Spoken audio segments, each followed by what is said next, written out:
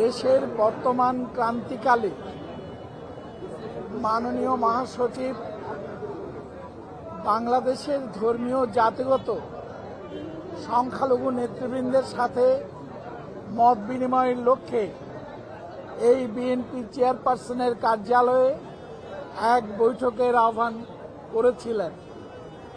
আমরা সবাই তার আমন্ত্রণে সাড়া দিয়েছি এবং এই আমন্ত্রণ জানানোর জন্যে এবং একটি গুরুত্বপূর্ণ সময়ে এ বৈঠকের অনুষ্ঠানের যে আয়োজন তিনি করেছেন তার জন্যে তার প্রতি কৃতজ্ঞতা প্রকাশ করেছি। আমরা বাংলাদেশের বিরাজিত পরিস্থিতি তুলে ধরেছি এবং বিরাজিত পরিস্থিতি তুলে ধরে আমরা অনেকগুলো কথাই বলেছি।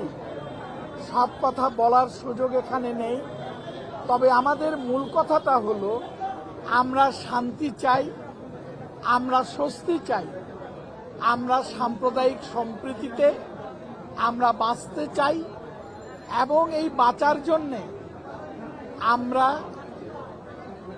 গণতান্ত্রিকভাবে আমাদের নানান লড়াইয়ের মধ্য দিয়ে আমরা আমাদের কথাগুলো এদেশের যারা রাষ্ট্র পরিচালনা করছেন, যারা রাজনীতি পরিচালনা করছেন, আমরা তাদের সামনে আমরা তুলে ধরতে চাই। মাননীয় মহাসচিব যে কথা বলেছেন তার মধ্যে মোদ্দা কথাই হলো, চলেন আমরা অতীতকে সবাই ভুলে যাই, আমরা বর্তমানকে সামনে রেখে ভবিষ্যতের দিকে তাকাই। একটি মানবিক রাষ্ট্র এবং বৈষম্যহীন সমাজ প্রতিষ্ঠায় আমরা ঐক্যবদ্ধভাবে কাজ করি। আমরা তার এই বক্তব্যকে আমরা আন্তরিকভাবে স্বাগত জানিয়েছি এবং আজকের দিনেও আমরা এই কথাটি বলতে চাই, যেই স্বপ্ন নিয়ে বাংলাদেশের মুক্তিযুদ্ধটি হয়েছিল, আমরা সেই স্বপ্নের একটি গণতান্ত্রিক অসাম্প্রদায়িক রাষ্ট্র বিনির্মাণে আমরা সবাই মিলে কাজ করতে চাই।